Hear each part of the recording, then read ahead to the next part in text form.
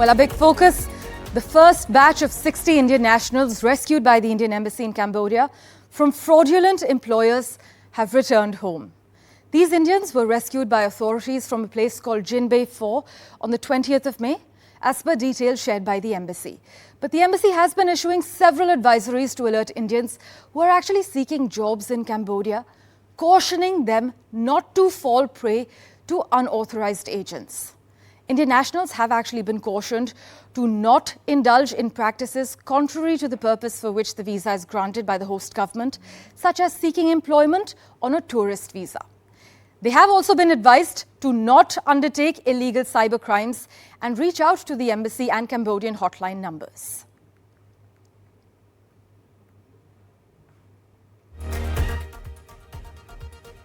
Mohammed Ghazali is tracking the latest developments for us. He joins us live at the moment. Ghazali, the first batch of 60 Indians have been rescued from the job scam in Cambodia and they're back home now. But are we aware of how many other Indians are there still stuck?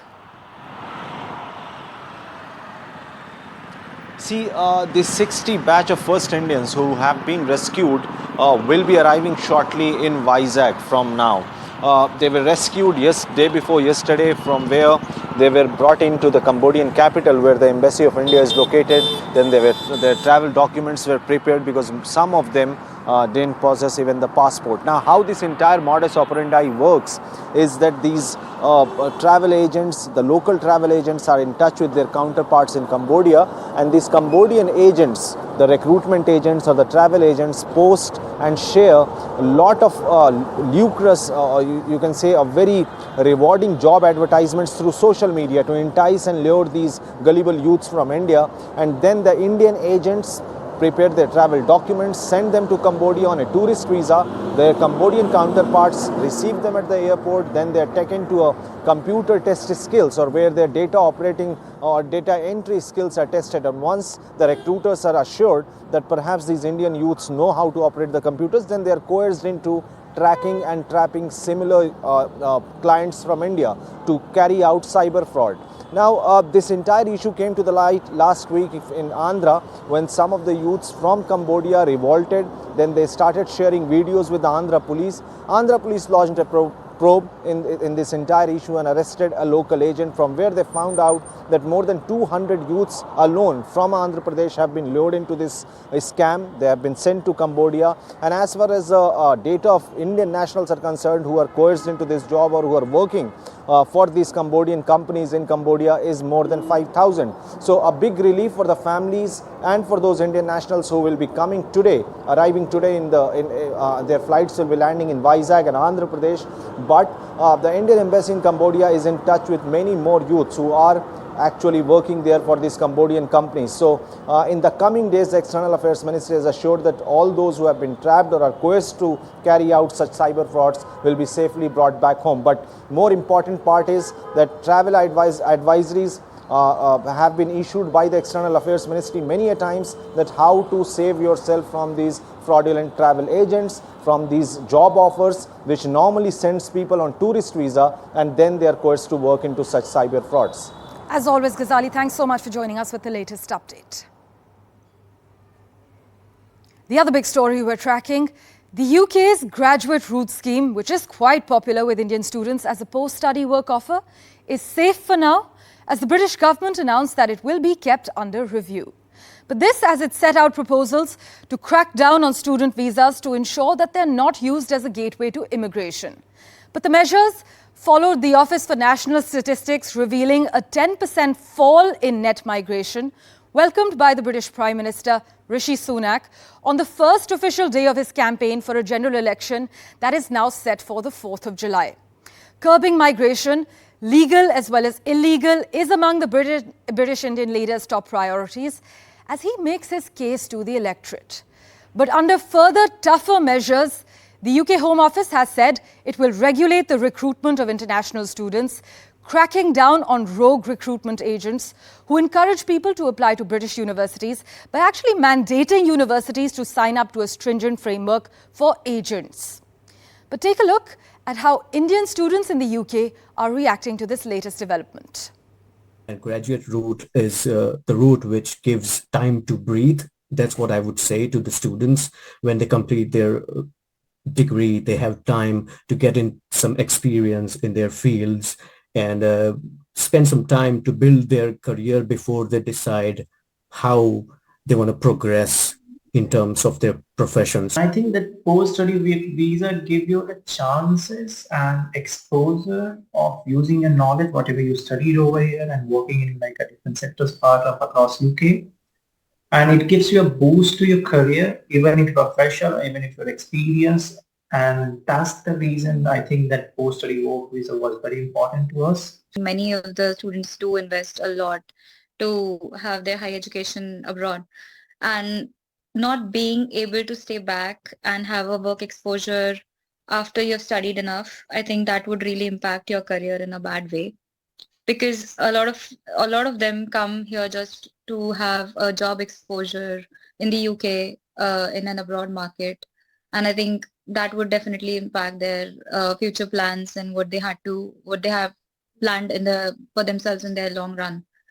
For further clarity on the latest developments, we have with us Chairperson of the National Indian Students and Alumni Union UK, Sanam Arora. Thanks so much, Sanam, for joining us on the World 24/7. So the graduate route is safe at least until the election, when a newly elected government will take a decision on its future course. But did you breathe a sigh of relief? It's good news, right, for international students, especially Indian students in the UK? I think it is a time for celebration. I, for one, am definitely opening a glass of wine tonight. It's been a long and hard-fought battle. For now, the graduate route is safe, according to the government's report. And I think Indian students should relax. And, I think we can put all the uncertainty behind us for now. Of course, the government has said is that they're going to keep it under review. So, but, there's not going to be any change before a general election. I think there's hopefully a bit of calm now. But with reference to the graduate route, the UK Home Office has taken note of the Migration Advisory Committee's warning in a rapid review last week that we had discussed, that rogue recruitment agents actually pose a threat to the system, with poor practices exploiting students and graduate visa holders who are missold UK higher education. Has the UK government indicated how they plan to do this? So I think the recommendation to crack down on rogue recruitment agents was something that I had been, to be honest, NISAO has been campaigning for it for about a decade now, almost 10 years. We've been saying that these rogue agents need to be controlled. And I'm really, really glad we made the recommendation to the Migration Advisory Committee, which clearly the government has accepted, that these agents need to be controlled and managed, because at the moment there is no regulatory framework. Any Tom, Dick and Harry sitting in Karol Bagh in Delhi can become a recruitment agent, advising students on where to put 50, 60, 70, 100,000 pounds of their hard-earned money of their family or education loans, advising them on career services. I have seen so many occasions where you have 20, 22-year-old career counselors who themselves are fresh out of university, many occasions may not have even stepped out of India, who are advising younger people on study abroad options. I mean, and the amount of shady behavior I've seen by a certain small number, but a small number of unscrupulous behavior in the market does exist. And so I'm very glad that the government is focusing on this. I think that's the right thing. That is what we had requested the MAC for as well. So definitely welcome it. In terms of how the government now puts it into action remains to be seen. They've requested, what they've said is that there's going to be, firstly, stricter compliance that universities will need to be subject to. And secondly, they are asking for a mandatory registration system of recruitment agents through which behaviors would be controlled. The key thing from my perspective is that registration is one thing, but the key thing is that bad behavior needs to be penalized. Absolutely. That is something that's been lacking so far. So if some agent has done something shady somewhere, they could just pack up whatever company, let's say in India exists right now, and set up shop in another name, the same agent set up shop in another company name under another aggregator platform, for example, or with one of the other master agents. So that's where I think, how are you going to penalize bad behavior is something that we are definitely going to be focusing on, and we'll work with all the sector stakeholders here in the UK around that, because this is about student outcomes. At the end of the day, if a student suffers, if a single student suffers because of mis-selling by a consultant or an agent, then ultimately that's horrible from my perspective for the sector. So that's what we're focused on. Of course. Thanks so much, Sanam, as always, for joining us on The World 24/7. Well, switching tracks, a furious China has launched a major military exercise surrounding Taiwan, saying they are punishment for the comments of newly elected Taiwanese President Lai Ching-te. China, which claims democratically governed Taiwan as its own territory, derides Mr. Lai as a separatist, and earlier this week denounced Mr. Lai's inauguration speech, in which he called on China to stop its threats and said the two sides of the strait were not subordinate to each other. Taiwan has scrambled its own jets meanwhile and put missile, naval and land units on alert after the Chinese People's Liberation Army started joint military drills involving the Army, the Navy, the Air Force as well as the Rocket Force in areas around the independent island.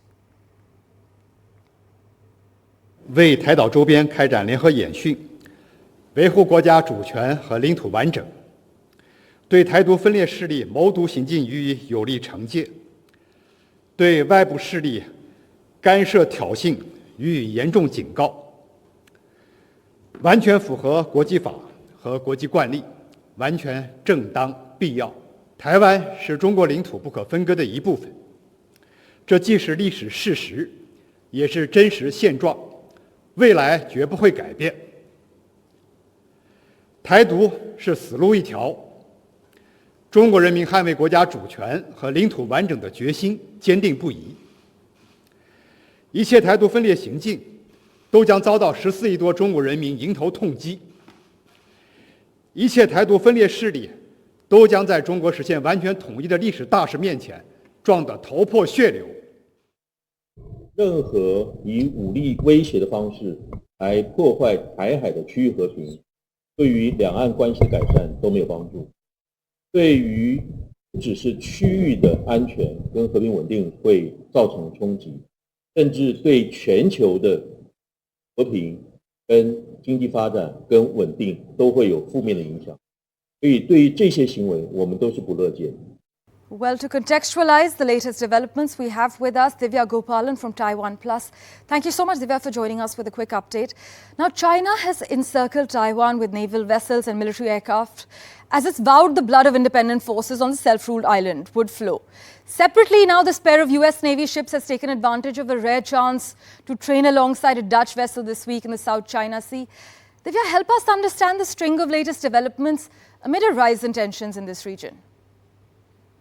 That's right. And a lot of these exercises are aimed not only at Taiwan, but also at the U.S. And China has warned of these high-level congressional visits and increasing support from the U.S. to Taiwan. So these military exercises are sending quite a strong message about their displeasure as what is happening both diplomatically and also on the ground here in Taiwan with Taiwan's new president, who was a longtime supporter of Taiwan's independence, although he has distanced himself from it. Now, China is saying that these drills are to test the ability to seize key points and carry out joint strikes. Now, in essence, it is a blockade of Taiwan, and this time what they're trying to do is block waterways that Taiwan's allies would use. So these are the waterways that would be used by Japan or the US in the case of an invasion.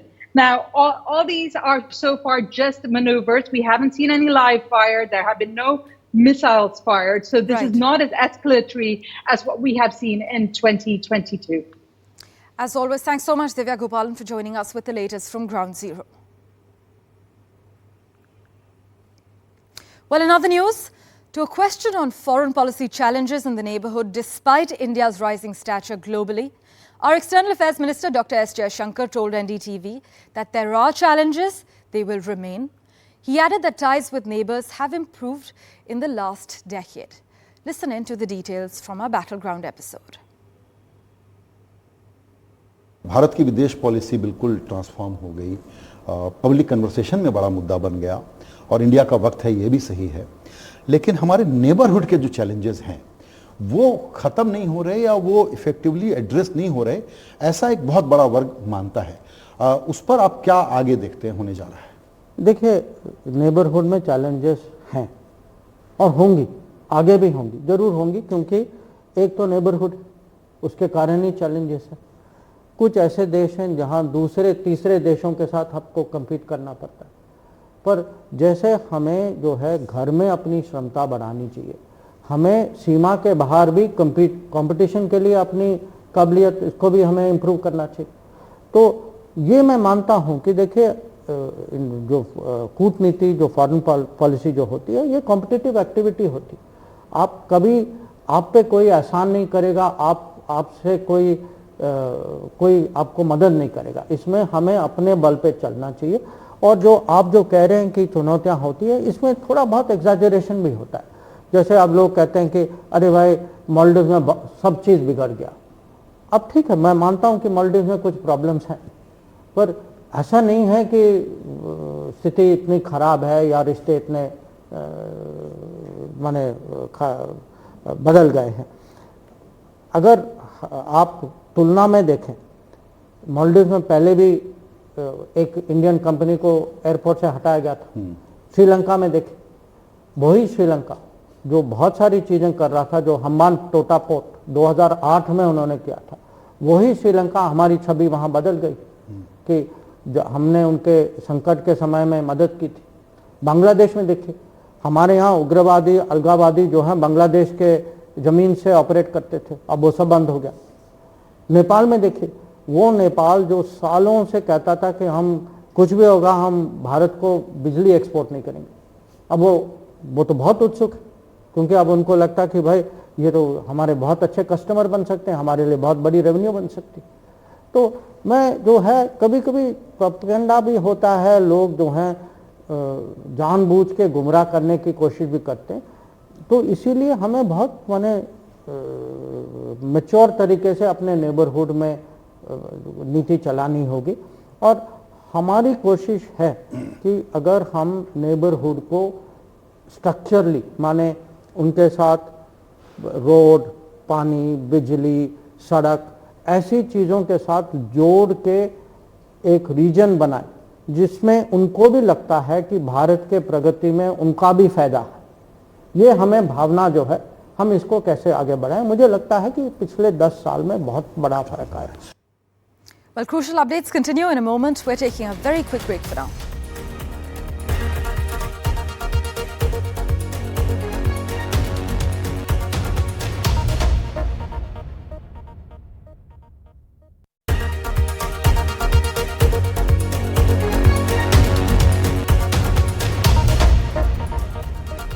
Welcome back. Now, 2 out of 3 Americans say they are concerned that political violence could follow the November 5th election rematch between Democratic President Joe Biden and his Republican predecessor Donald Trump. This is what a new Reuters Ipsos poll has found. Now, the survey of about 3,934 US adults found widespread worries that the US could see a repeat of the unrest that followed Trump's 2020 election defeat, when the then president's false claim that his loss was the result of fraud prompted thousands of followers to storm the US Capitol.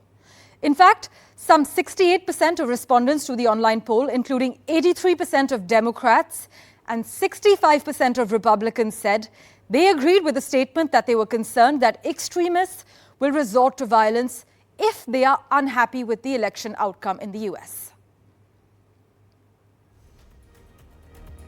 Meanwhile, Uttar Pradesh's Nancy Tyagi has taken the French Riviera by storm this year.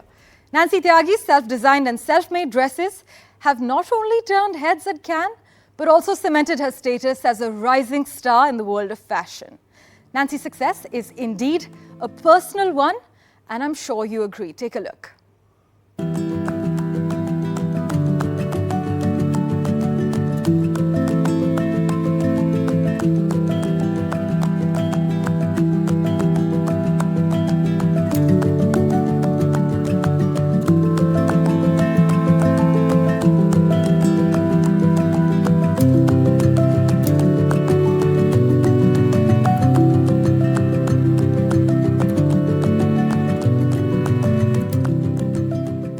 And finally, from Uttar Pradesh's Bahraich to Buckingham. Here's this year's Amal Clooney Women's Empowerment winner, Arti. She's 19 years old, a single mother, and a trailblazer from Uttar Pradesh. She pulled up to the Buckingham Palace in a pink auto rickshaw as she was one of the guests invited by Britain's King Charles III. Take a look at how she is quite literally driving change. मेरा नाम आरती है और जिला मेरा बहराइच है। भारत देश से हैं हम। घर में हमारी मम्मी है, पापा हैं, भाई है, बहन है। ई रिक्शा चलाते हैं। मैम हमको खुशी है कि हम महिला को सहायता करते हैं। बहुत खुशी है ma'am. 19-year-old Arti is this year's Amal Clooney Women's Empowerment winner. She was among the esteemed guests at a reception hosted by Britain's King Charles III, which celebrated a group of young people who have turned their lives around with support from the Prince's Trust. Arti was introduced to a state government pink rickshaw campaign where female passengers are provided with the transport driven by female drivers. Arti now ensures women in her community are able to safely travel to work and earn an independent living, and inspires other girls in her village to chase after their goals.